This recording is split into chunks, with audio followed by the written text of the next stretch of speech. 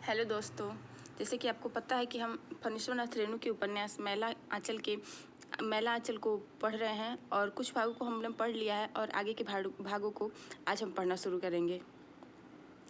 नदिया के दिल की हुक गाड़ीवानों के गले से कूक बनकर निकल रही है। भौजिया, कमली की कोई भौजी नहीं है, किससे दिल की बात कहें। भौजिया की नदिया की तो शादी हो चुकी है, कमली का तो हाथ भी पीला नहीं हुआ। प्रेम सागर में मन नहीं लगता। श्री सुखदेव जी बोले हैं कि हे राजा, एक दिन कृष्ण कन्हैया बंसी बजाया कदम के वृक्ष पर बैठ के बंसी बजा रहे थे। चीर हरण लीला की तस्वीर को देखकर कमली का जी ना जाने कैसे कैसे करने लगता है। वह प्रेम सागर बंद कर देती है। सुबह प्यारू आया था। कितना गौ आदमी है प्यारू। आज क्या बना था प्यारू? डॉक्टर साहब ठीक समय पर खाना खाए थे या शीशी बोतल लेकर पड़े हुए थे? प्यारू हंसकर हमेशा की तरह जवाब देगा, अरे क्या पूछती हो दया, इस आदमी का हमको कोई ताल पता नहीं लगता। रोज कहेंगे कि प्यारू आज खाना ज़रा जल्दी बनाओ और खाते फिर वही रात में 11 बजे और दिन में 2 बजे। आज बंधा का झोल बना है। झोल क्या खाएंगे? मिर्च मसाला छूते नहीं, खाने का कोई तो शौक ही नहीं, जो बना दो खा लेंगे। और शीशी बोतल क्या पूछती हो दया, कल से मच्छर खटमल और तिलचट्टे के पीछे पड़े हुए हैं। आज संथाल टोली के जोगिया मांझी को कह रहे थे 4 खरगोश और 1 दर्जन चूहा पकड़ कर ले आओ, पूरा इनाम मिलेगा। प्यारू को गांव भर की औरतें प्यार करती है। गांव भर में उसकी मामी, मौसी, नानी, दादी और काकी है। सभी जवान लड़कियों को वह दया कहता है। डॉक्टर की मुस्कुराहट बड़ी जानलेवा है। वह आवेगा तो मुस्कुराते हुए, डर लगता है? हाँ हाँ डर लगता है। तो तुमको क्या? तुमको तो मज़ा मिलता है ना, मुस्कुराए आओ।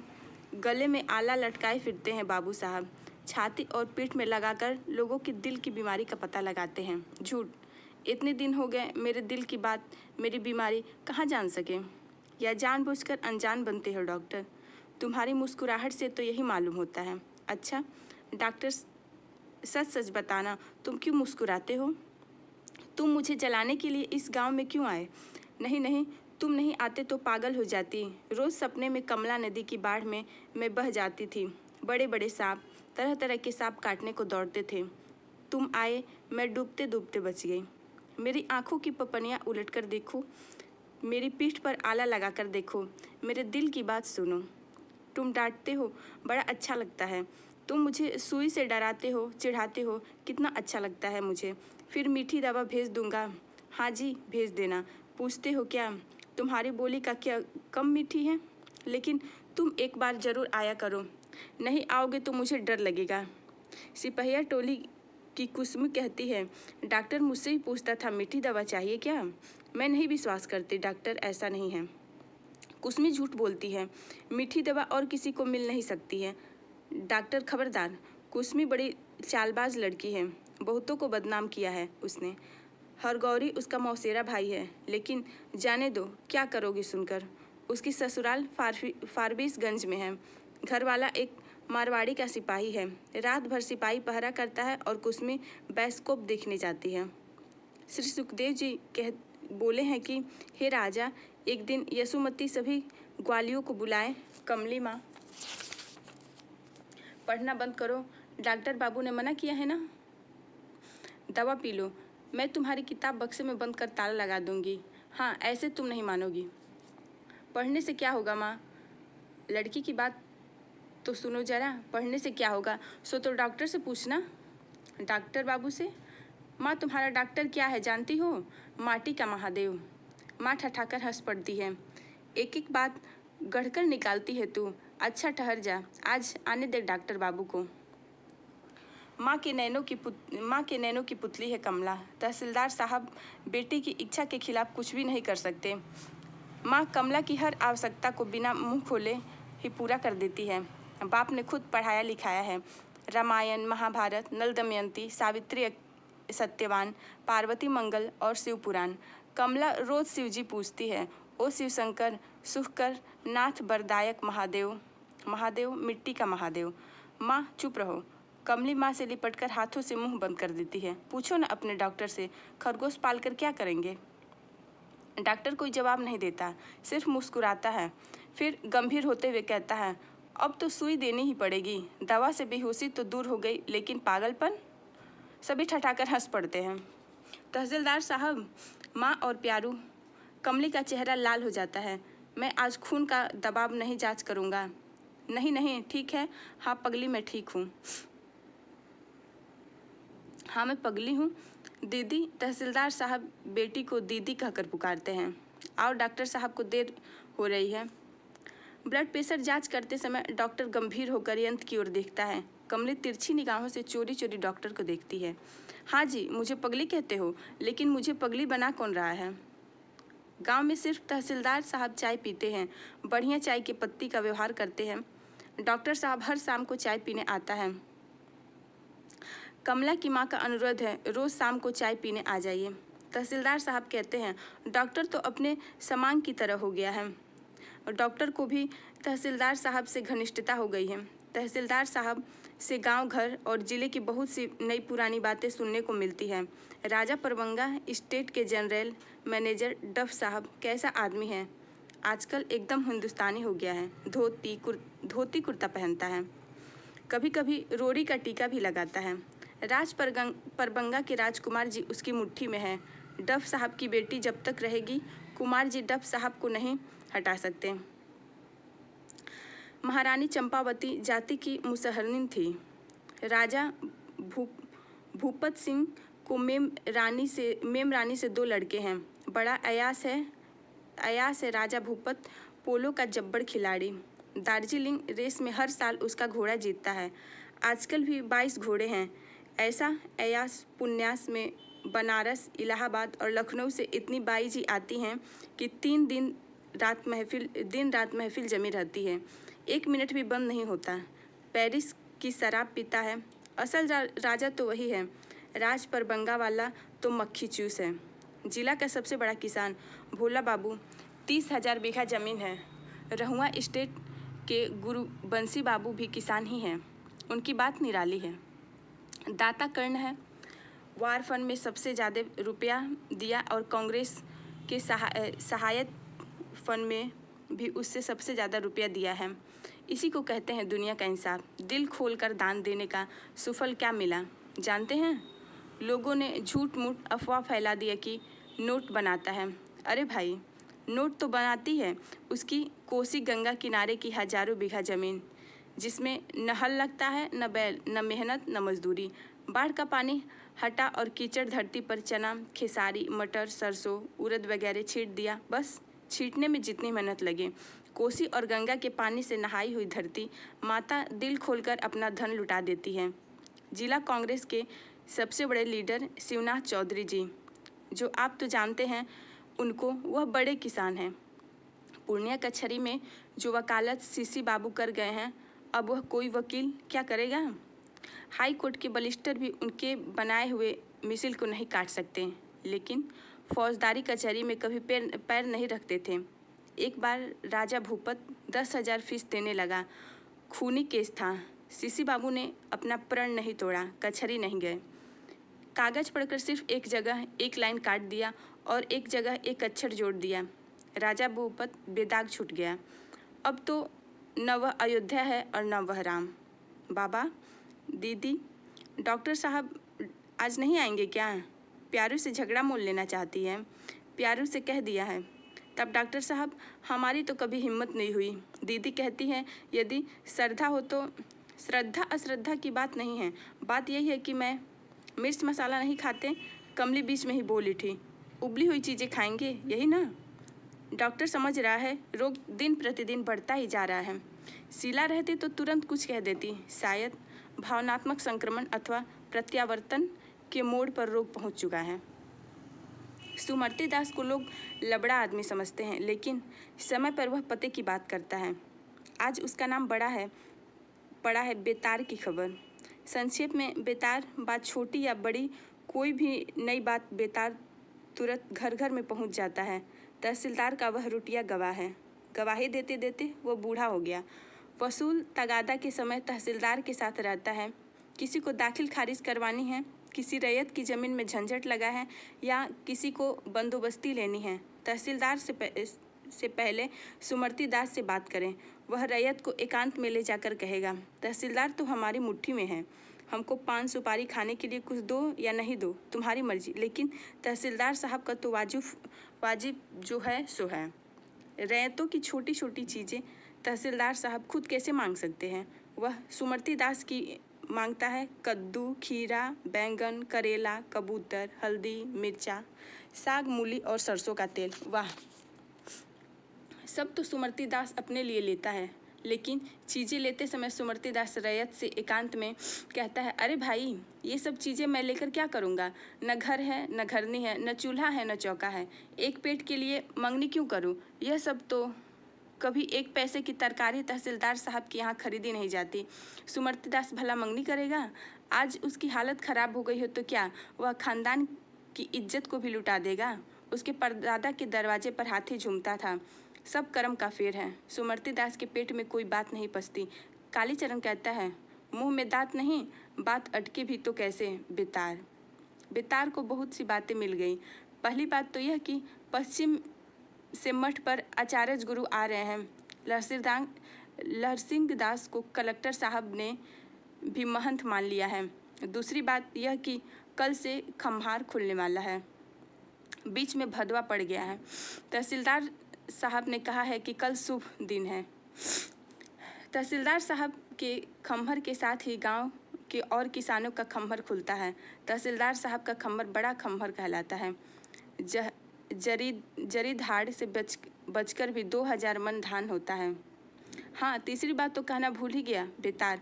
वह लौटकर सुन जाता है कपड़ा, तेल और चीनी की पुर्जी बांटने का काम बालदेव को मिला है। नाम तो उसे डॉक्टर बाबू का है, लेकिन डॉक्टर बाबू कहते हैं हमको फुर्सत नहीं। हमसे कहते थे कि हमारा काम आप ही कीजिए। दास जी, हम बोले हैं कि हमको भी फुर्सत कहाँ है। आचार्य गुरु के आने की खबर का कोई मूल भी नहीं हो। बाकी दो बातें यदि सच है तो वास्तव में कीमती है। बात सच है, बालदेव जी भी कहते हैं बात ठीक है। खम्हार, साल भर की कमाई का लेखा जोखा तो खम्हार में ही होता है। 2 महीने की कटनी, 1 महीना मरनी, फिर साल भर की कटनी, दबनी मरनी करके जमा करो। साल भर के खाए हुए कर्ज का हिसाब करके चुकाओ। बाकी यदि रह जाए तो फिर सादा कागज़ पर अंगूठे की टीप लगाओ। सफाई करनी हो तो बैल गाय भरना रखो या हलवाहा चरवाहा दो, फिर कर्ज खाओ। खम्हर का चक्र चलता रहता है। खम्हर में बैलों के झुंड से दबनी मरनी होती है। बैलों के मुंह से जाली का जाब लगा दिया जाता है। गरीब और बेजमीन लोगों की हालत भी खम्हर के बैलों की जैसी है।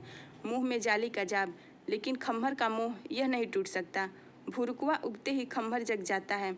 सुई की तरह गाड़ी वाली माह के भोर की ठंडी हवा का कोई असर देह पर नहीं होता। ओस और पाले से देह शून्य हो जाता है। जब हाथ से अपनी नाक भी नहीं छुई जाती, तब घूर में फिर से सूखे पुआल डालकर नई आग पैदा की जाती है। घूर में शकरकंद पकता रहता है। घूर के पास देह गरमाने की बारी जिसकी रहती है वह प्रातकी गाता है, हरि बिनु के पुरहे मोर सुआरत हरि बिनु के, अथवा निर्बल के बलराम हो संतो निर्बल के बलराम। दिन भर धान झाड़ फटकार जमा किया, फिर धान को बोने छीटने गए और शाम से फिर दबनी मरनी शुरू हो गई। शाम को घूर के पास लोरिक या कुंवर बिज्जेभान का गीत कथा होते हैं। कपड़ा, तेल और चीनी की पुर्जी कमलदाह के कमरुद्दीन बाबू बांटते थे। मेरीगंज में कमलादाह 10 कोस हैं। 10 कोस से जाना तो कोई बड़ी बात नहीं, लेकिन पुर्जी पाना बड़े भाग की बात समझी जाती थी। कमरुद्दीन बाबू कुंजड़ा हैं, बैगन की बिक्री से ही जमींदार हुए हैं। मुस्लिम के लीडर हैं। कटिहार, पूर्णिया मोटर रोड के किनारे पर ही घर है। हमेशा हाकिम हुक्काम उनके आते रहते हैं। महीने में 60 मुर्गियों का खर्च। लोग कहते हैं कि नई एसडीओ जब आए तो सारे इलाके में यह बात मशहूर हो गई कि बड़े कड़े हाकिम हैं। किसी के यहाँ न तो जाते हैं और न किसी का पान ही खाते हैं। लेकिन कमरुद्दीन बाबू भी पीछा छोड़ने वाले आदमी नहीं। एसडीओ का डिलेबर मुसलमान है। उसको कुरान की कसम देकर 5 सुपारी खाने के लिए दिया। बस एक बार कटिहार से लौट रहे थे कि एसडीओ साहब ठीक कमरुद्दीन बाबू के घर के सामने आकर मोटर गाड़ी खराब हो गई। 10 बजे रात को एसडीओ साहब और कहाँ जाते। उसके बाद से तो कमरुद्दीन बाबू आंख मूंदकर बिलेक करने लगे। एक बार पुरैनिया मीटिंग में कांग्रेसी खुशाय बाबू ने हाकिम से कहा, पब्लिक बहुत शिकायत करती है। कमरुद्दीन बाबू हंसते हुए पूछते हैं, हिंदू पब्लिक या मुसलमान? हाकिम भी समझ गए कमरुद्दीन लीगी है, इसलिए लोग झूठ मूठ दोख लगाते हैं। अब तो बालदेव जी पुर्जी देंगे। बालदेव जी को बिलेती कपड़ा से क्या ज़रूरत है? खद्दड़ को छोड़कर दूसरे कपड़े को छूते भी नहीं। छूते हैं, छूने में हर्ज क्या है? जय हो गांधी महात्मा की जय हो। कल खम्हर खुलेगा। पिछले साल तो खम्हर खुलने के दिन जालिम सिंह का नाच हुआ था। जालिम सिंह सिपहिया के एक डोमिन से शादी कर ली थी, लेकिन इस बार कीर्तन होना चाहिए, सुराजी कीर्तन। बेतार कहता है इस बार बिदापत नाच होगा। डॉक्टर बाबू बिदापत नाच देखेंगे? तहसीलदार साहब तो हंसते हंसते लोटपोट हो गए। कितना समझाया कि डॉक्टर बाबू वह तो बहुत पुराना नाच है, खाली बैंकेट होता है। डॉक्टर बाबू कहने लगे, बिदापत ही कहवाइए। पासवान टोली की लिबड़ू पासवान को खबर दे दी गई। लिबड़ू नाच का मुलगैन है। मुलगैन अर्थात म्यूजिक डायरेक्टर। कालीचरण का कीर्तन नहीं होता। अच्छा कोई बात नहीं, डॉक्टर साहब को एक दिन कीर्तन सुना देंगे। बालदेव जी को डॉक्टर बाबू की बुद्धि पर अचरज होता है। बिदापत नाच क्या देखेंगे? बड़ा खराब नाच है, कोई भला आदमी नहीं देखता। खराब गीत गाता है। नाच ही देखने का मन था तो तहसीलदार साहब से कहकर मिसिरबनी गांव के थिएटर कंपनी को बुला लेते। आने जाने और 50 आदमी के खाने का खर्चा क्या तहसीलदार साहब नहीं दे सकते थे? गांव वाले देखते तो आंखें खुलती। मिसिरबनी का थिएटर कंपनी मशहूर है। महावीर जब दुर्योधन का पाठ लेकर हाथ में तलवार लेकर गरजते हुए निकलता है तो 1 कोस तक उसकी बोली साफ सुनाई पड़ती है। बस बंद करा दो यह मृदंग बाजा, हमको अच्छा नहीं लगता। गांव भर के लोग तहसीलदार साहब के खम्हर में जमा हुए। सामियाना तान दिया गया है। सामियाना खचमखच है। डॉक्टर बाबू सिंह जी और खिलावन यादव कुर्सी पर बैठे हैं। कालीचरण अपने दल के साथ है। जोतकी जी आए हुए हैं। सिंह जी ने कहा, आज भी उनके दांत में दर्द है भाई। सभी ठठाकर हंस पड़े। जोतकी जी के नहीं आने का कारण जानते हैं? उनका बेटा नामरेल भी बिदापत नाच का समाजी है। बाभन नाचे, तेली तमाशा देखे, कुपुत्र निकला राम नारायण शिव हो। बालदेव जी नहीं आए हैं, कोई भला आदमी नहीं देखेगा बिदापत नाच। अमृदंगा पर चलंती बज रहा है। बिकटा आया है। भीड़ में हंसी की पहली लहर खेल गई। सैकड़ों मुक्त हादसों की हंसी, पायल की झनकार। मुंह पर काली चूना पोतकर, फटा पुराना पैजामा पहनकर लौकाय दास बिकटा बन गया है। वह जन्मजात बिकटा है। भगवान ने उसे बिकटा ही बनाकर भेजा है। ऊपर का होठ त्रिभुजाकार कटा है। सामने से दांत हमेशा निकले रहता है और शीतला माई ने एक आंख ले ही ली है। बात गढ़ने में उस्ताद है। ओहो होय नायक जी, बिकटा जोर से चिल्ला जाता है। ताल भी कट चुका है। ठीक ताल कटने के समय बिकटा को चिल्लाना चाहिए, लेकिन मृदंग की ताल का ज्ञान बिकटा को होनी ही चाहिए। तुम कैसा बेवकूफ़ हो जी। अरे नायक जी, यह आप लोग कितना वंदना कर रहे हैं। हंसी की दूसरी लहर, लेकिन हल्की लहर। बेवकूफ़ सुनते नहीं हो? सरस्वती माता का वंदना है यह। सुरसती माता को तुम देखा है? हमको तुम बेवकूफ़ कहते हो? बेवकूफ़ तो तुम खुद हो। अरे सरस्वती का वंदना तो पढ़ल पंडित लोग कराता है। भीड़ फिर खिलखिलाहट लौट जाती है। तुम खाटी चलानी घी हो, जिस चलानी घी की पूरी भंडारे में हुई थी, जिसको खाकर हमारा पेट 10 दिन खराब रहा। बिना किसी मिलावट के तुम भी खाटी बेवकूफ़ मालूम होते हो। इतना भी नहीं जानते हो? सुनो जरा बजाने कहो। अरे दाल बंदो, भारत बंदो, साग बंदो, बथुआ, यह तो हुआ कच्ची सरकार। अब जरा पक्की सुनिए। अरे चूड़ा बंदो, भूजा बंदो, रोटी बंदो, मड़ुआ, अब सब फल मेवा सरकार। अरे गुलर बंदो, डूमर बंदो और बंदो हलवा। बिकटा मुँह बनाता है, चटाक पटपट सबसे बढ़ी कि तोहरे बंदो मालिक बाबूक जुतवा। मृदंग के ताल पर दबे पाँव नटवा आता है, ताल पर ही चलकर सबसे पहले मृदंग को प्रणाम करता है, फिर झाल करताल की ओर, अंत में मुलगैन लिबड़ू पासवान का पैर छूकर प्रणाम करता है। पलिया टोली के सीतन दास का बेटा चलितरा लड़कियों की तरह लंबा बाल रखता है, नाक में बुलाक भी हमेशा पहने रहता है, वह नटवा है। अभी साज पोशाक पहनकर एकदम बाभिन की तरह लग रहा है। छौड़ा, कान में कनफुल किसका है? कमली दीदी का। वाह रे छौड़ा, आज यदि यह कान का कनफुल बख्शीश में जीत ले तो समझे कि असल विदपतिया का चेला है। मृदंग बजता है। उचित दास, क्या कहा? असल विदपतिया? हम सहरसा के गैनू मृदंगिया का चेला है, जानते नहीं? गैनू मृदंगिया एक बार अपने समाजी के साथ कहीं से नाच कर आ रहा था। चोर लोग जानते थे कि गैनू मृदंगिया का समाज 100 रुपया नगद, धोती कुर्ता गमछा वगैरह लेकर घर लौटता है। बस मुट्ठी पाखर के पेड़ के पास चारों ओर से घेर लिया गैनू मृदंगिया को। वह पीछे पड़ गया दशा मैदान के लिए। शायद गैनू मृदंगिया ने क्या किया, बोलो तो? नहीं जानते? मृदंग पर थाप दिया, दाहिने पूरे पर उंगलियां फिरकी की तरह नाचने लगी। आदमी की तरह बोली निकली, ठुट्टी पाखर तलचोर घेलक, लिबड़ू दास का समाजी है, खेल नहीं, नाच बेटा। आज हम रेणु जी के उपन्यास को यहीं तक पढ़ेंगे, शेष भाग को हम कल पढ़ते हैं। तब तक के लिए नमस्कार।